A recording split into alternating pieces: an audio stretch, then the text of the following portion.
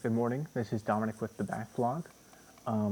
I have a lav mic and a camera. This is not my camera, this is my fiance's camera. My camera is a Nikon D3300 and is not suitable for video. And I hope this mic quality is good. I did some EQ tests and I hope that it comes out. But enough about me. I want to hear about The Flowers of Shanghai. Directed by, I should have looked up the pronunciation behind this. Let me repeat. It is Flowers of Shanghai, directed by hsiao-hsien. This is my first hsiao-hsien film. I thought he was Chinese. I thought this was a Chinese film. I think this is Taiwanese though. And I believe this is my first Taiwanese film. So that's really cool. I think this is his only film on Criterion. I don't think there are any others. I'd definitely be interested in checking them out though. I read the essay in this thing because I needed some context after actually seeing the film. And it seemed like this is kind of like an oddball film.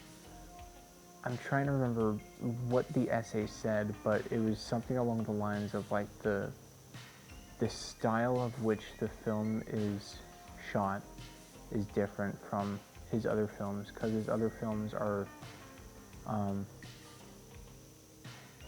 first of all, less vague. There's more action going on. This film takes place almost entirely indoors. But the reason I read the essay is because the film itself is enigmatic. I didn't realize at first that it took place in let me tell you the premise of it first. I guess it's about these 4 brothels and the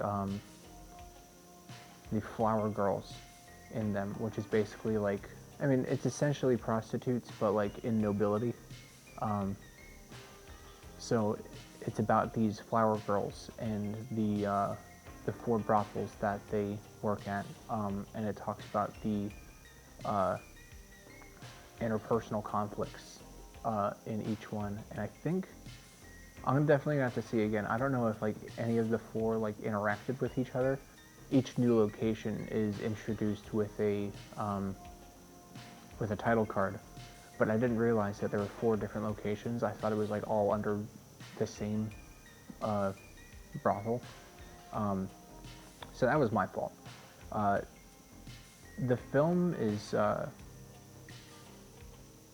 it's somewhat dreamlike in the way that, like, first of all, each scene is like a one shot, which first like is really impressive in terms of like the performances, and there's not a lot of camera movement, but like what the camera is doing, you know, it fades to black once the scene is done, and it fades again from black into the next scene, and it really does feel dreamlike in that regard, because it's like you're fading in and out of dreams.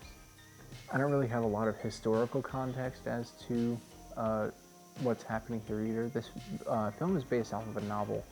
I don't remember the name of the novel, but I believe that the novel that it is based off of also has kind of like that dreamlike quality to it. The Sing-Song Girls of Shanghai. Its dreamlike property, I guess, is helped by the fact that I was very tired when I saw this film. I didn't go to sleep. I didn't fall asleep. I did see all of it, but I was struggling to keep my eyes open,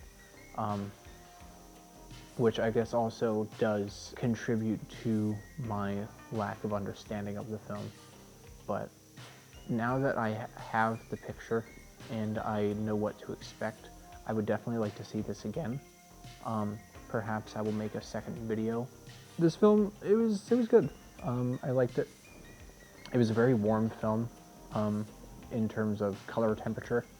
One thing I liked about the camera fading in and out, you know, whenever the camera fades to black and then fades from black, the first thing and last thing that you see in each of those shots is the candlelight. And I don't know, it kind of had like